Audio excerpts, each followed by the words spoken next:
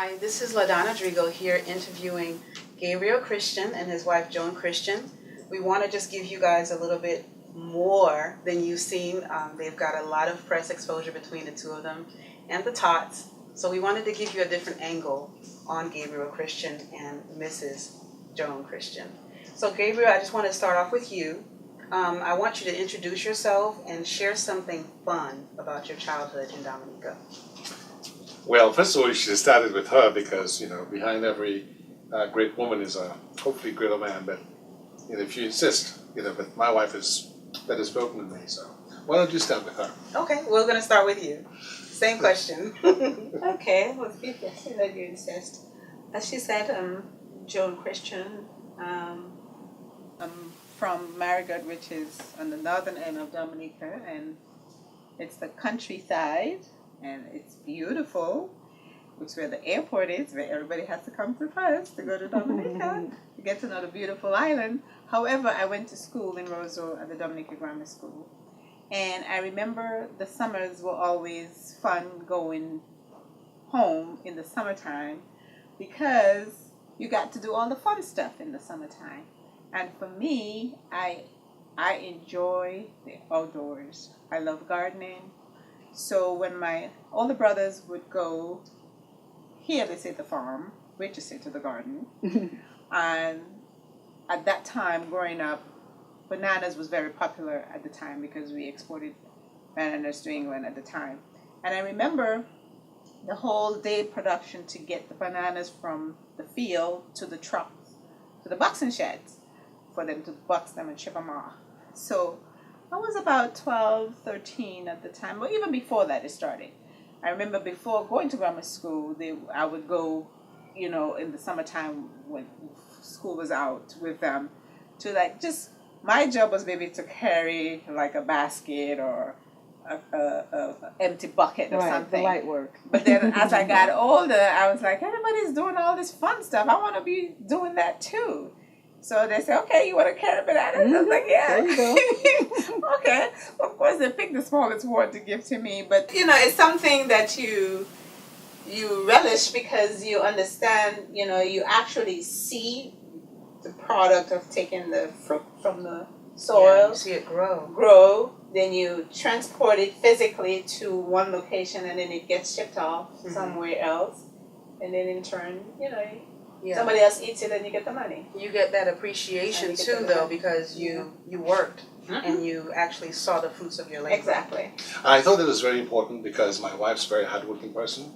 She's very dedicated. And, that story to me when she told me that she would carry bananas. She volunteered. You know what I mean? She didn't have to. She volunteered. It speaks to her whole character. She's a very quiet person, but very determined and very strong. And frankly, all that I've achieved as a married person, I have to give credit to my wife. Awesome. Credit so noted.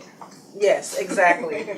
So I like to speak on the differences between our home in Dominica and then the life that we live here, because a lot of kids here don't get that opportunity, like you were mentioning, growing something and letting it, develop into a fruit or a vegetable and being able to either take it to the market, to sell it, to see, what it takes to bring things into the home.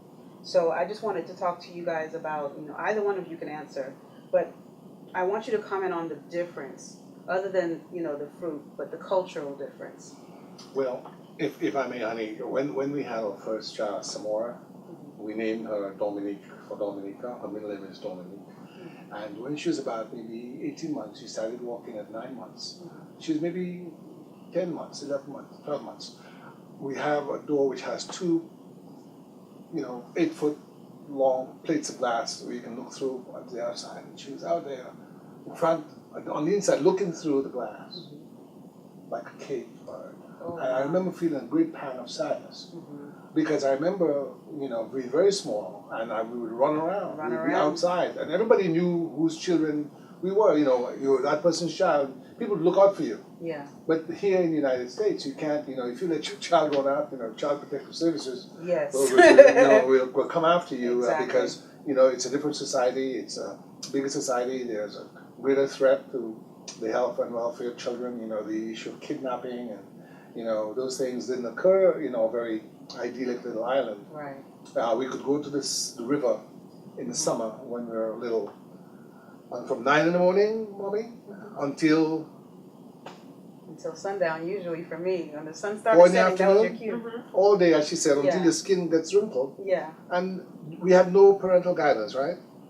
And nothing ever happened As a to matter of us. fact, that's how I learned to swim. Yeah. Just staying all day Hanging out with in cousins. the rivers and, Yeah. you know, the beach and... Yeah.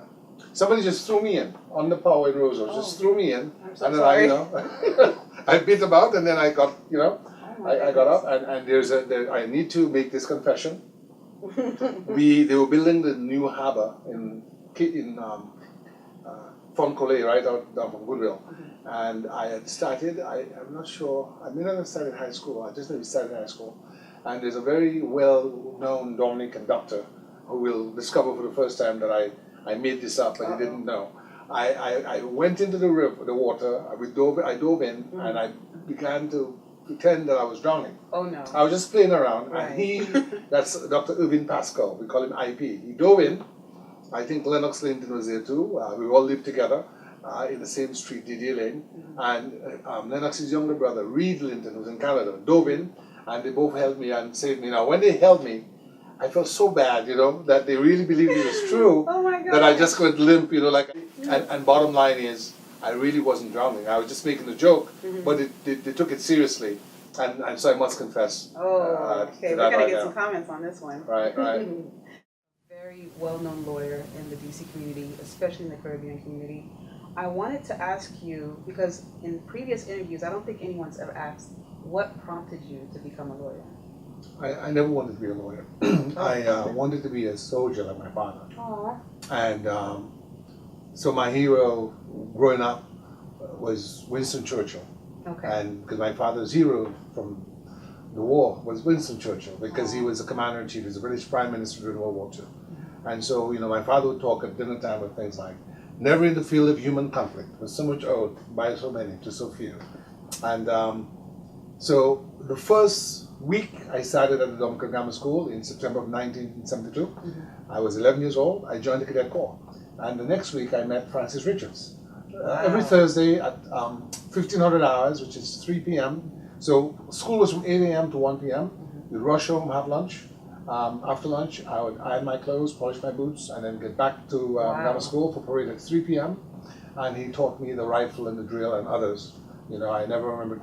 I never forget him saying the butt plate of the rifle. If you take that to a man's face, and spoil his beauty. You know, so you're a little soldier, and we went to camp and all. And then later, I was a bugler in the band. So that's what I wanted to be.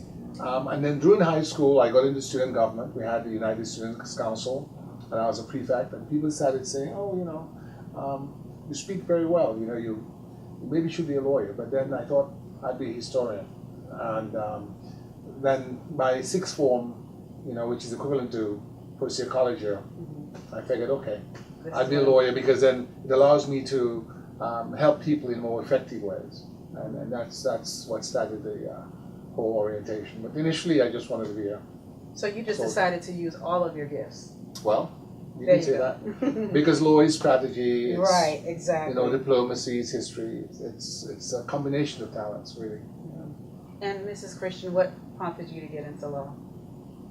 Well, actually, Mr. Christian, if I could say, I think looking at the bigger picture of things, working as a team, I am not a lawyer, I'm not a trained lawyer, but just keeping it together to help, you know, run things, I think that was the whole concept, because as a small business owner, we always had, I could say we've been always lucky to have good people, employees. Great. But, you know, in every business, especially when you're a small business, you have those little typical areas where you figure, you know, no better person than you can. Sometimes, yes, because you're going to put in the hours that need Exactly. to be. Yeah. So I think having that concept of, you know, doing for self and just as a support system, I think, you know, it started off as that, and, you know, it just made sense to stick with it. Well, I mean, to be frank with you,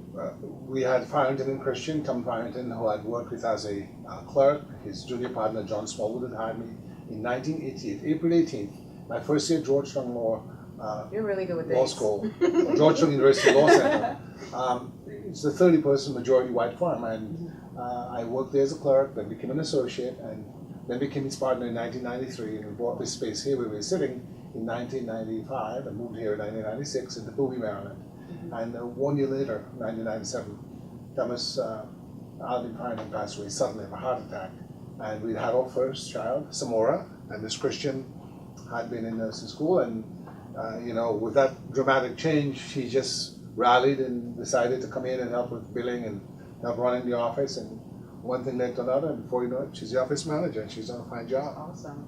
That's great. I wanted to talk about how we met with Rebuild Dominica. Just touch on that briefly. So you're currently the U.S. chairman for Rebuild Dominica, and you have, obviously, both of you have a passion for the native island of the Commonwealth of Dominica. How do you, with everything else going on, how do you find encouragement to be such leaders in the community?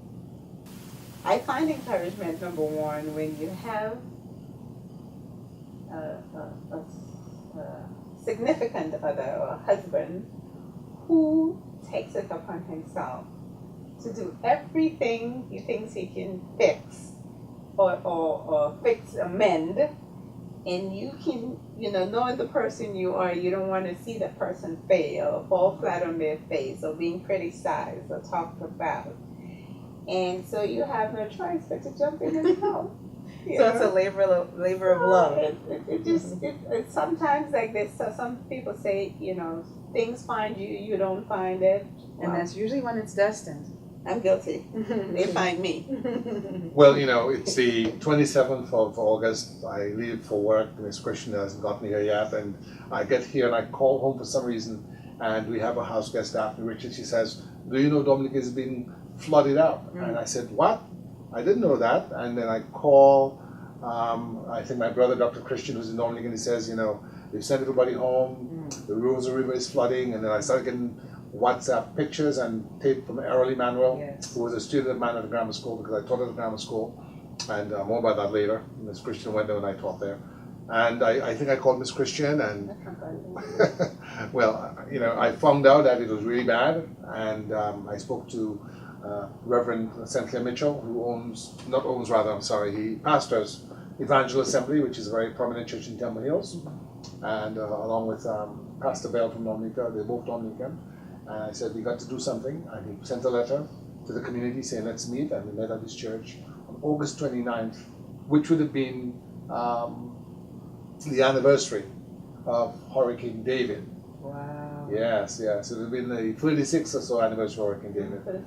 Yes. Mm-hmm. Okay. And we formed Rebuild Dominica. So it was not something we planned. We got together as a community. Cecil, B.J. Lockhart, and Reginald Vigilant, and Francis Richards, who's here with us, and Pastor St. Clair, and Clayton Shillingford, and Sasha Speed, and all the others that came together.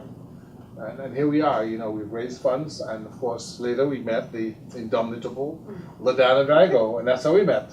And you're a publicist, and I just thought it'd be good, because of what you do, to just speak to you, and you speak with us, because I think my wife and I have been involved in the community for a long time, but we never got the chance to tell our story, and I thought it was important to do that. And I find it important as well. Yes. I really applaud both of you for taking initiative. Like you said, we didn't see it happening as quickly as it happened on August 27th. Personally, I was just getting up, and my mom was sending me a WhatsApp video of my brother. He's in Baffin State, which is close to Roseau. Mm-hmm. And he was just showing, like, my mother the river that's close to his, his backyard. Mm-hmm. And I remember, like, the year before, I was home during a tropical storm. So I'm already aware of the fact that what can happen, but I just never thought it would happen. Mm-hmm. And it's just it progressed. Like, later on in the day, next thing we know, it's like you see all these videos of, like, cars washing away, and I could just imagine the people that were actually home going through this. It's heartbreaking. And the fact that we all got together and just sought each other out that I think speaks volumes, and I really want to thank you both again for just stepping up and making it a reality. Because it was a team needed. effort. It was a team effort. Yeah, It is. It's a team effort. And I must say, you know, although sometimes bless his heart, he tries to do so much, and you know, there's always somebody that has to back him up. I wonder who that person is. However, I wonder. You know, he will always try to include other people. Now, whether they're gonna pull their weight or not is one thing, but you know, he always has that big vision, that big idea. Well, you know, we can do it together. We can do it as a team. You know, let's rally the troops. Right, exactly. Yeah. So there's never an opportunity that comes up, especially when it involves Dominica, that he tries to do it all alone. He always tries to involve as many people as possible. Yeah. You know, it's always a team effort. And just to thank you very much, Ms. Christian. Just to back up what she's saying, you know, civilizations maybe may have a catalyst, a Winston Churchill, an Abraham Lincoln, Martin Luther King, a Nelson Mandela, but they stood on the shoulders of the community from which they came. You know, they may have provided leadership, they may have been the catalyst for change, but you can't ever really build a serious civilization unless you have, unless you have a good leader. But that leader has to be able to include others and be big enough to empower others. And that's what Ms. Christian is saying, because she knows our philosophy. You know, a lot of times we're really tired and we really don't want to do anymore because we feel we've done a lot and we've gotten criticized a lot by people who sit on their hands and do nothing. But then you look and you see nothing is being done. So what do? You have to take action. You just take the brunt of it. You know, and we just do it because we realize sometimes, you know, the way we look at it, and Ms. Christian, I'm sure will agree, we've been blessed. God has blessed us. And for those who have been blessed, you have to share the blessings. You can't keep it for yourself. Exactly. And that's how you can grow your community, to be dutiful to your community. My father used to always talk about Lord Nelson, who was British Admiral, on the eve of the Battle of Trafalgar. He, I think, signaled to the different sailors on different ships, tomorrow England expects every man to do his duty. And the next day he was mortally wounded. And with his dying breath, he said to one of the soldiers, sailors or officers gathered around as they were sad at his imminent demise, thank God, I've done my duty. So Ms. Christian and I have always felt this as blessed duty. A lot of times we just want to go home and just be alone, to be with each other, read a book and go to a movie, but then you think about your country, you think about your community here in the United States. Here in the United States, our community has a lot of needs. In education, trying to avoid people getting into the criminal justice system, trying to get folks educated. And so what do? We can't sit back and be critical. We have to jump in and be contributive and to help move the society forward and make our own little contribution to the onward march of civilization.